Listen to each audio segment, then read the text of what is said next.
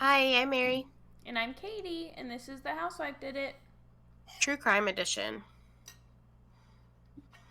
And getting towards Sultry Edition. Part Yeah. 2. And Not quite. last episode of season 1 edition. Yes. And it's all me. Yeah. I don't have any real-time true crime, and I don't really have any content warnings. Aside from the fact that these are old people I'm going to be talking about. Other than that, I will get started. Do you have any real-time true crime? No, I didn't know where this would go, but they've released the autopsy results of Matthew Perry's death. Yes. It's not a crime, though. Yeah. I did see that. And I think what I think is interesting though is that I feel like we were assured at first that it was not any sort of overdose. Yeah. And now we're finding out that it is, and that it was something he was addicted to. Well, that's where I'm a little confused though, is because it doesn't say, it says accidental death, basically with contributions by ketamine. But ketamine isn't necessarily it's not like meth. It's not like he couldn't have been it's not only recreationally used. Right. It's an anxiety medication. And it said he took something that were for opioid addiction. I don't know. So, and it said still cardiac. Yeah. So I don't really know that it is technically an overdose, or that it was, I don't know. Yeah. It didn't really get any clearer for me, but yeah, I agree. If someone who is better at understanding that wants to go check out those autopsy results, they're there now. All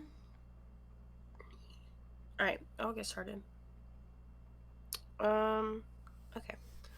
On May 1st, 2014, friends of Russell and Shirley Dermond saw Russell running errands. The married couple spoke to one of their sons, Brad, on the phone the same day. That Saturday, though, the two missed a Kentucky Derby party that they had RSVP'd yes to at a neighbor's house. It wasn't like them to miss an event without giving any notice or apologizing afterwards, but people get busy, these things happen. What doesn't happen is a very social couple being missing for almost an entire week. By Tuesday, May 6th, neighbors of the Dermonds decided to check up on them. When they arrived at the home, they noticed that the newspapers from both Monday and Tuesday were still in the driveway, and mail was piling up inside the mailbox. The door was unlocked, so they went ahead and stepped inside. They made their way through the home, noting that nothing was missing or out of place except for the homeowners. When they stepped into the garage, they found Russell Dermond's body lying in a small pool of blood. What they could not find was Russell's wife, Shirley, or Russell's head. Oh. Russell Dermond was originally from Hackensack, New Jersey. He was a World War II veteran and a father of 4. He married Shirley Wilcox on December 15th, 1950. And the two went on to have 4 children and 9 grandchildren. Whoa. Russell worked for a clock manufacturer, West Clocks and Seth Thomas Clocks, before going into semi-retirement and spending a while in the fast food industry, owning several Hardee's in the Atlanta area before formally retiring in 1994. Shirley was a homemaker for the over 60 years the two were married. Russell and Shirley moved to Great Waters Reynolds in Lake Oconee, a gated community in Putnam County, about 12 miles northeast of Eatonton, Georgia, and about an hour east of Atlanta in the year 2000. Shortly before their move, the Dermond son Mark was shot and killed during a drug deal on his 47th birthday. He had been attempting to buy crack cocaine and his killer was arrested immediately and remains in prison today. It was clear to police that there was no connection between Mark's murder and that of his parents. In fact, at the time of his murder, Mark was estranged from his parents. When they moved to their new home, it was a $600,000 new build. It was 3,200 square feet and came out to be valued at $1 million at the time of their deaths. While the Dermonds were clearly well off, it was noted that they were not as wealthy as some of their affluent neighbors, some of which included celebrities and high-up business people. Since moving to Lake Oconee, the two grandparents enjoyed a relaxing retirement. They spent a lot of time at home, working on things like crossword puzzles and reading, or sitting on their private dock that led directly to the lake.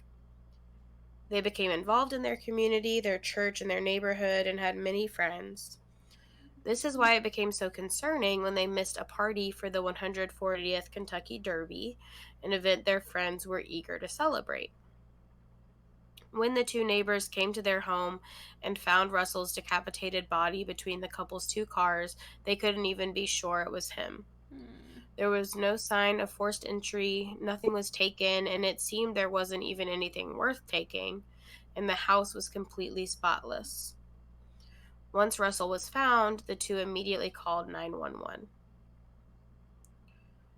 Sheriff Howard Stills called this case the strangest of his career, referring to it as a yoke around his neck. I don't know what that means. Okay. And felt they were beginning with almost no leads. Yeah. This couple had no history of domestic issues or enemies, and murders were practically unheard of in the area. In fact, the last double homicide in the area was in May of 1984 of a woman and her 5-year-old daughter. Having grown up on Lake Oconee, Sheriff Sills was familiar with many of the residents of Putnam County, and he felt sure that no one who lived there could have done this. One thing Sheriff Sills noticed at the scene was evidence that Russell had been tortured, as the tip of his index finger was crushed. But the Dermond's daughter later confirmed that Russell's fingertip had been flattened during World War II, and this was not done by the killer. And so that was the only sign they had of the torture? Yes. Okay. Yeah. That would have been some low-level torture. Yeah. Like just one little finger crushed. In speaking to reporters, Sheriff Sills said the following, quote, "Could it have come from the water? Yes. Could it have come from the street? Yes. Could it have come from outer space? Yes. It's totally unknown. We still aggressively pursue anything that's plausible. If it's anything at all, we've jumped on it, and we're jumping on it aggressively. This is quite candidly the most frustrating case I've ever worked. I know people get tired of hearing me say that I wake up every morning and think about it, and I go to sleep thinking about it. I do this every day. I don't care if it's Buckhead or Bangladesh. You have a crime like this in a neighborhood, people are going to be upset. If I had a good solid lead, guess what? I wouldn't be standing talking to y'all. It's indicative of the Dermonds knowing their attacker. Nothing to indicate at all that their children are involved, and I never say never, but there's certainly nothing that leads us to believe that they are. Everybody's a suspect except me. I've looked at the background of the mailman. Is it a professional robbery? Nothing seems to be gone. Is it a professional burglary? Nothing seems to be gone. I don't know any professional decapitators. The totality of this is just very different. My community is going hog wild with rumors. We are inundated with unnecessary foolishness." End quote. What a strange creature, this man. Mm-hmm. His quotes. He just got done saying, like, it could not be anyone in this neighborhood. And then he's like, everyone's a suspect. And this would be strange in any neighborhood. And I'm like, I don't know that it would be, unfortunately. Yeah. I had a hard time, like, making this a normal length, so I have a lot of his quotes, but they're also, like, they're helpful to see where police are at, but they're also all very strange. Although, at this time, Shirley was still missing, her purse and phone were left in the house, leading investigators to believe that Shirley was taken abruptly from the home. Believing she had been kidnapped, big search parties ensued using people, emergency vehicles, and dogs.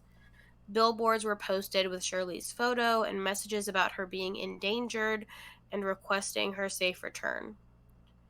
10 days after Russell was found in his garage on May 16th, 2014, fishermen boating on Lake Oconee found a body lying face down in the water, snagged on a treetop about 5 miles from the Dermond property.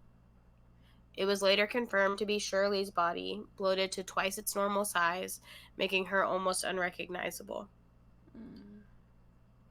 A reason she had not turned up before in all the searches is because she had cinder blocks tied to her body, weighing her down to what they believed to be the deepest point in the lake, about 50 feet deep water.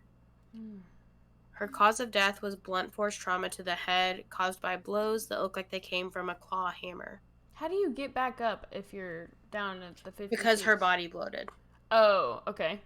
It defied the cinder blocks? That's wild. That's what they said. Is it because it bloated to 2 times its size? It's kind of like a flotation device. Yeah. Okay, and the cause of death was what? Blunt force trauma to the head. Okay. Now police were investigating a double homicide with little to no leads. I feel like you were already investigating that. Yeah. Kinda. Well, they thought she had been kidnapped. That's fair, too. They began by establishing a timeline and logistics of the crime. They weren't sure where the murders had occurred due to the fact that Shirley and Russell had when the murders had occurred, due to the fact that Shirley and Russell had last been seen on Wednesday, May 1st. They knew they had to have been alive on Friday, May 2nd, because Shirley had completed that day's newspaper crossword.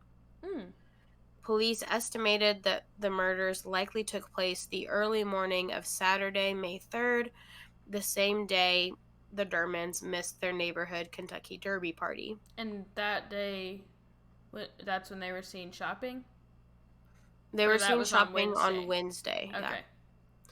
Neighbors reported a very normal few days leading up to Russell's discovery, with no sounds or sights out of the ordinary. Again, Sheriff Sills spoke to the press, now armed with slightly more information after finding Shirley. He said, quote, "Finding Shirley jumps us about 2 checkers up on the checkerboard." Dude. I know. Lake Oconee was an 18,000-acre impoundment that covers the breadth of 4 counties. I suppose we could have called in the whole United States Navy. The killer is a homicidal individual that doesn't deserve to breathe the air of this earth. Damn the why. Get the evidence. Make the case. The why can be significant, if not the most significant factor in determining the who, so you don't ignore it, but let's not dwell on the esoteric. Let's dwell on putting this bastard on the chain gang. Or better, put his ass in the electric chair. If God and the law give me the opportunity, I'm going to send the son of bitch to hell in my hand. I've gotten up every day of my life and asked God Almighty to give me the opportunity to hurl a hoodlum into hell. This son of a bitch or sons of bitches or bitches need it. And they need it in the worst sort of way. And I hope the hell I can deliver it. Nothing would please me more. I don't know if I am going to solve it. End quote. Don't ignore the why, but forget the why. Buddy. I don't think God's answering that prayer anytime soon. No. But he probably not like that one. I do like, though, that he doesn't discriminate. He said it could be a son of a bitch or sons of bitches or bitches. But not a single bitch. No. Luckily, the gated community that Russell and Shirley lived in had surveillance cameras that caught any vehicles that entered or exited. However, when police went to look at the footage, they found that the cameras had been broken. A storm had hit the area a few weeks prior, and the cameras had not been checked on until the murders, so no one knew to fix them until they were looking for evidence. This is what happens in a very safe area.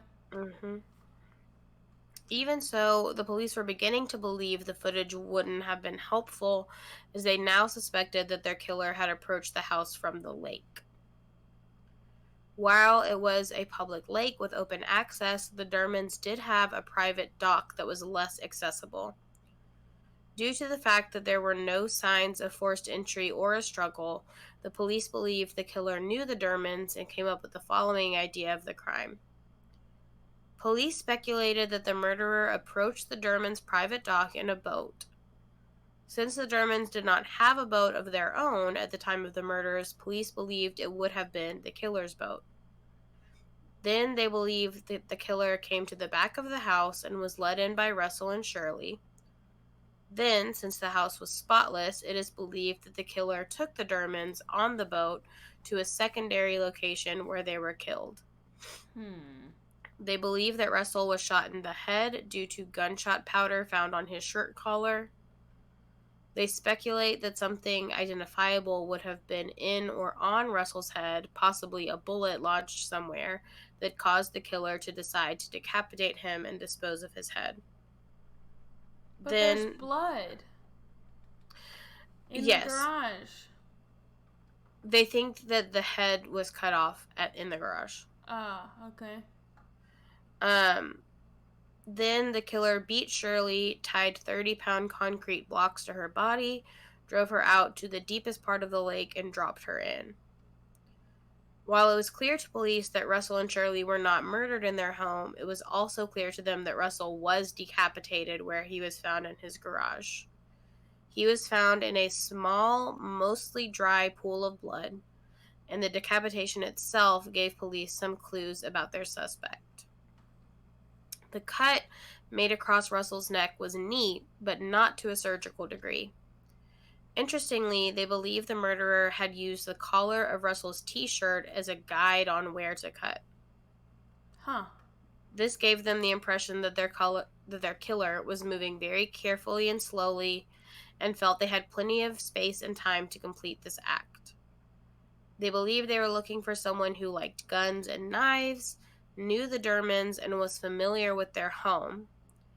They also believed this was someone who did not live in the area, at least at the time of the murders, because they did not think they would be able to hide in plain sight. Sheriff Sills spoke on the profile of the killer, stating, quote, "The bottom line of the profile that was worked up was that it was a male subject who probably liked guns and knives and things like that. Well, guess what? That's everybody in Georgia, pretty much. Certainly in Middle Georgia. It's not that I don't appreciate the fact that the BAU looked at this case and gave us some good questions to ask when we formulated questions to ask people, but the profile just fits so many people. We don't know where all the crime scenes were in this case, and that's been a big problem. One was the water where Mrs. Dermond's body was recovered, which is certainly not the best crime scene. And number 2 is the house where Mr. Dermond's head was removed post-mortem after he was dead. Shirley's injuries were such there should have been physical evidence left behind that simply wasn't there. They could have been killed in the same place, but obviously I don't know.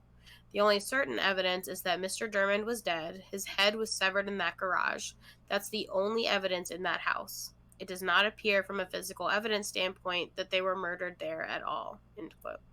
I'm not understanding the, he couldn't live in the area because he couldn't hide in plain sight. Yeah. Just that he would have been suspicious? Or, Yeah, I think that... There's not working cameras, so... Yeah, I think that they're saying that, he would not have been able... They don't believe he would have been able to, interact normally with his neighbors without somebody being this guy's being weird. Okay. That seems like a leap. Yeah, which obviously they would not know. They can't just say that for sure.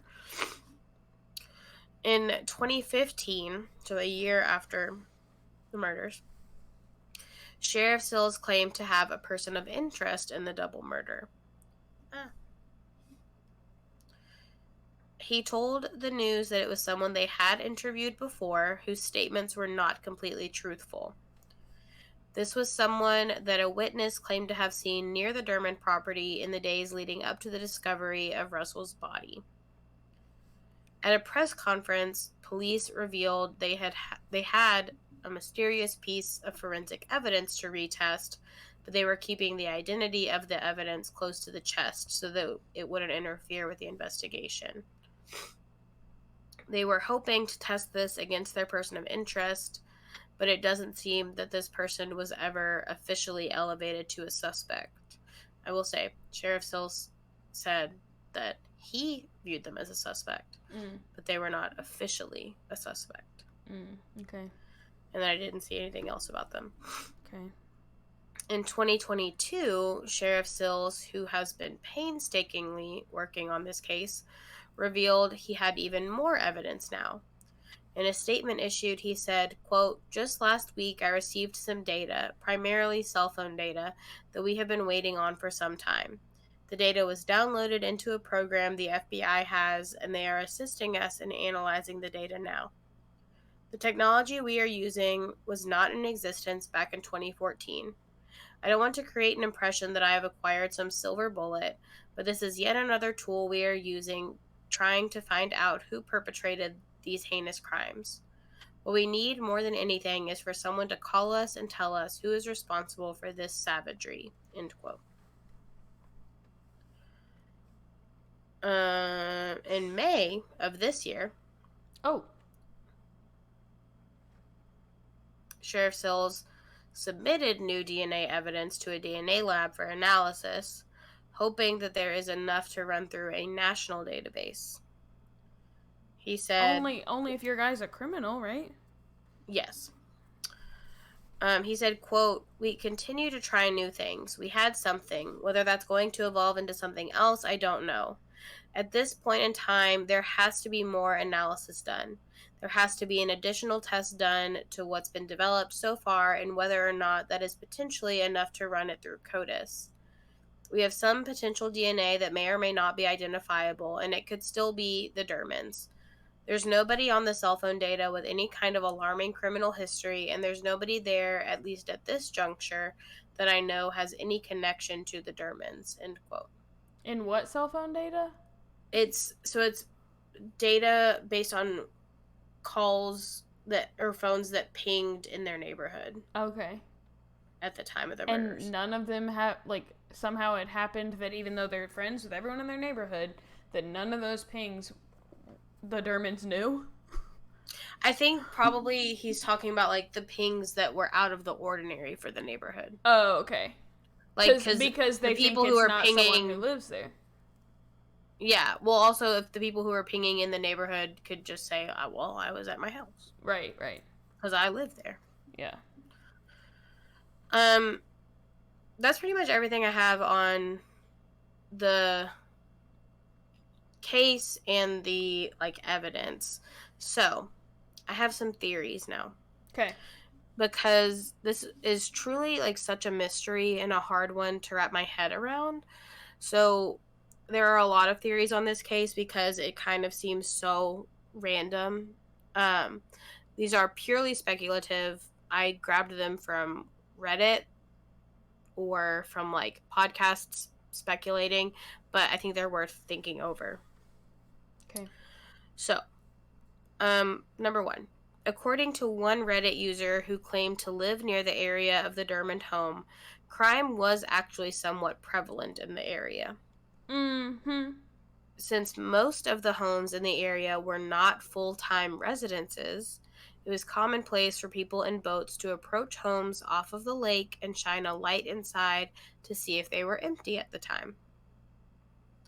They speculate that it was possible someone did this, and upon realizing that Russell and Shirley were home and were elderly, they killed them, or possibly they took Russell and Shirley in an attempt to intimidate them into giving over some of their money or collect ransom for their return, and something went wrong, resulting in the double homicide. Parts of this theory coincide with police's belief that the reason Russell's head was taken was because of an identifiable bullet. Some theorists go even farther to wonder if the gun used to shoot Russell was stolen or borrowed from someone, and the shooter didn't want it to be traced back to them, or if the gun is some sort of rare or antique firearm. Yeah. I don't know about that. Yeah, they were like, maybe it's a German Luger from when he was in World War II. I was like, okay. That I don't have a, like, maybe, sure. Like, that's But then possible. wouldn't you, but like nothing's missing from the house.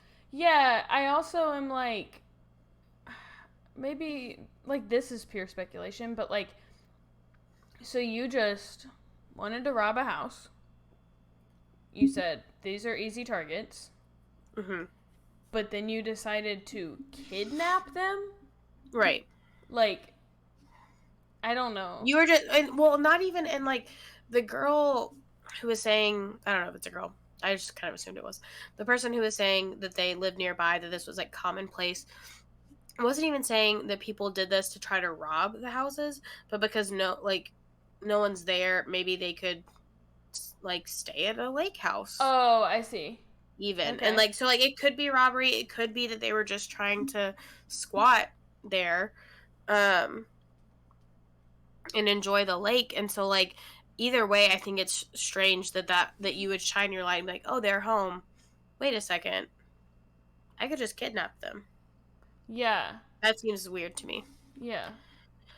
One theory, and I think the most common theory, Okay. I guess, is that one of the 3 living Dermond children was involved. Believers of this theory speculate that given that the Dermonds' net worth was approximately $1.5 million, the kids would have been eager to get that payout. Additionally, each of the Dermond children were successful on their own, so it is possible that one of the kids had gotten involved with the wrong people and owed someone something they could only afford to repay with their parents' money. People wonder if they could have hired a hitman to execute the murder. To some people, it seems like too professional and careful a job to not be murder for hire. They point out that anyone who would have been hired to kill the Dermonds likely would have gotten a hefty payout for themselves as well. So maybe that's part of it. They're like, you know what? I need money and and I can't do it myself. So I'm going to have to use my parents' money. Yeah. However, the 3 living Dermond children were all ruled out after taking and passing polygraph tests. They have been fully cooperative in working alongside investigators to find their parents' killer. I still don't know why murder for hire would take them. I am like, yeah, at every junction, struggling to understand. What I don't understand is the taking him and then bringing him back. Yeah, either they got in your boat voluntarily because they knew you, or you forcefully removed them from their home and put them in a boat just to bring him back, and nothing was knocked over. There's no struggle. There's no, like... Yeah. The only thing that they noted that was, like, out of place was that their bed was unmade and that a lampshade was tipped slightly. And they said they only noticed that because everything else was, like, in pristine condition. Someone said you could eat off of the floor. So, yeah, I don't know why they would do that and then bring him back. But, and then maybe clean? Yeah, maybe. Another theory is that Russell had gotten into business dealings with the wrong people. They point out that restaurants are often targets of money laundering schemes, and perhaps Russell mistakenly got involved with bad people or financed part of the Hardee's sales for someone, or maybe he loaned money to an ex-employee or vendor and they wanted more. This theory gets even more wild as some people speculate that the Russian mafia was involved. What? According to rumors around the time, a young woman was murdered around the same time at the Dermonds because the owner of the bar she worked at would not pay the Russian mafia in Georgia for protection. Believers of this rumor claim that the Dermonds refused to pay for protection for their Hardees and were killed as a result. Why does your Hardees need protection from the mafia? I don't know either. Like, I'm racking my brain here to understand how the Russian mafia is so prevalent in Georgia. Yeah. That they're just going in and being like, accept our protection or die. Or, yeah. However, I must say, taking them out of their house, chopping his head off, and bringing him back does feel like an organized crime. Yeah. Crime. Somebody was like, I have lived in Georgia my entire life and have not once heard of the Russian mafia being there. So yeah. I don't know about that one. Probably the craziest theory I heard is that an alligator killed the Dermonds. One man suggests that a wild alligator came up from the lake, attacked Russell, and managed to carry both Shirley and Russell's head back out to the lake, where I guess he beat Shirley with a hammer and tied concrete blocks to her body. Yeah. Yeah, obviously. And this is not... Wait, and Russell, like, ran back without a head? No, they're saying that he bit Russell's head off in the garage. Ah. Okay. Yes. Or she. I don't know the gender of the alligator. This is the... Well, that's the one. It's a crocodile, but I was going to say, like, this must be an alligator from Peter Pan. Like...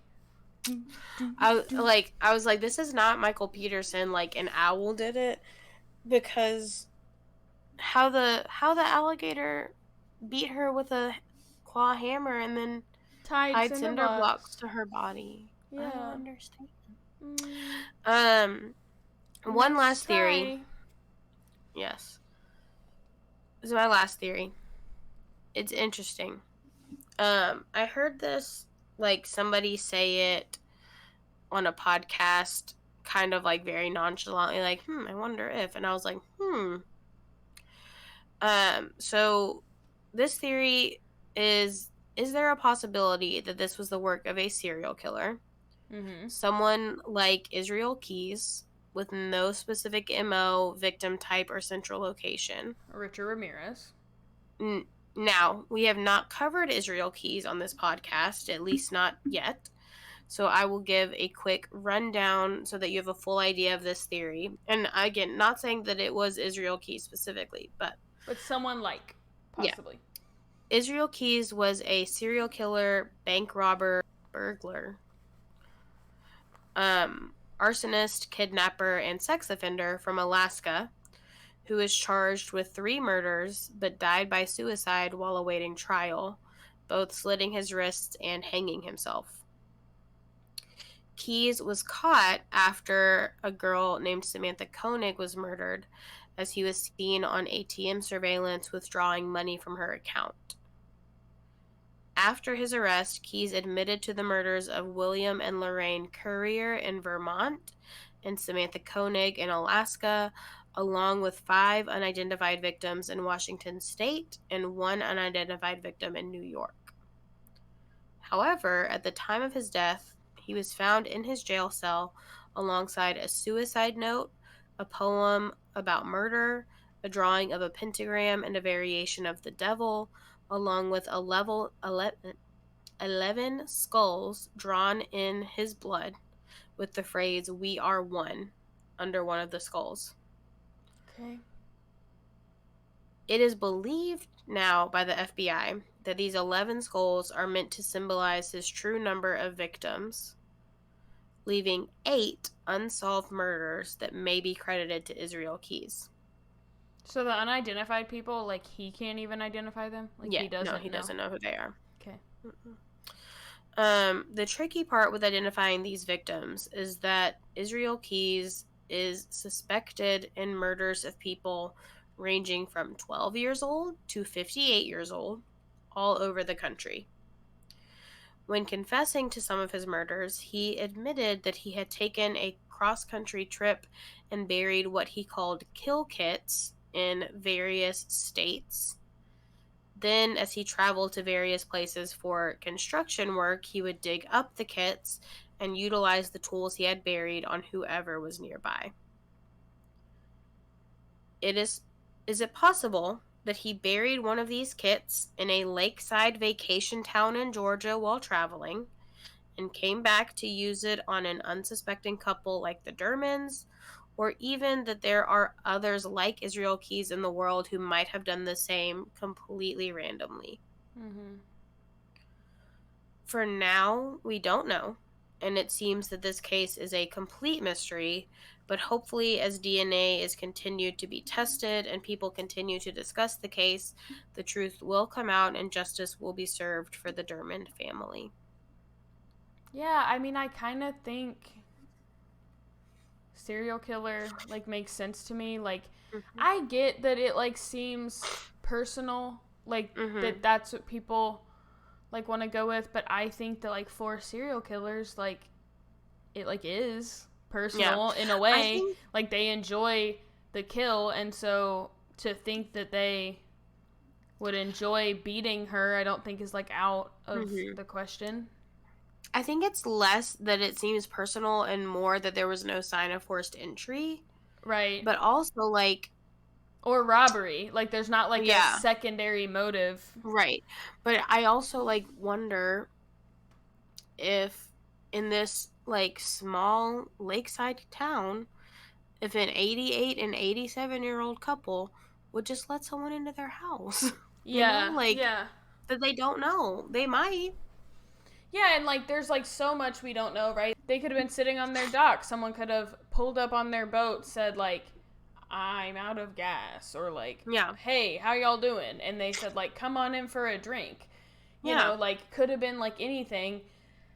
I think, like, I don't know, when you think about, like, Richard Ramirez or, like, Israel Keys, like, there is a factor of, like, I will at least take money.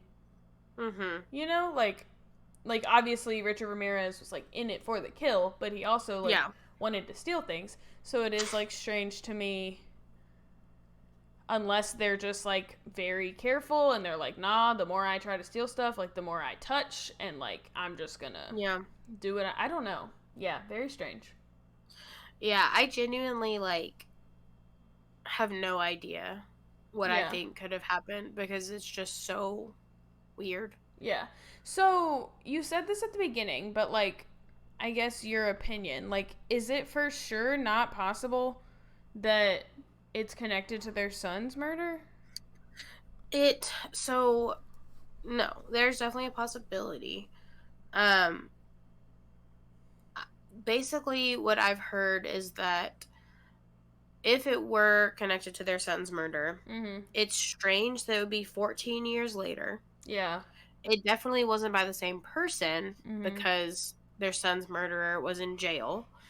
And if it was some way to, like, get back at their son, he was not on speaking terms with his parents at the time.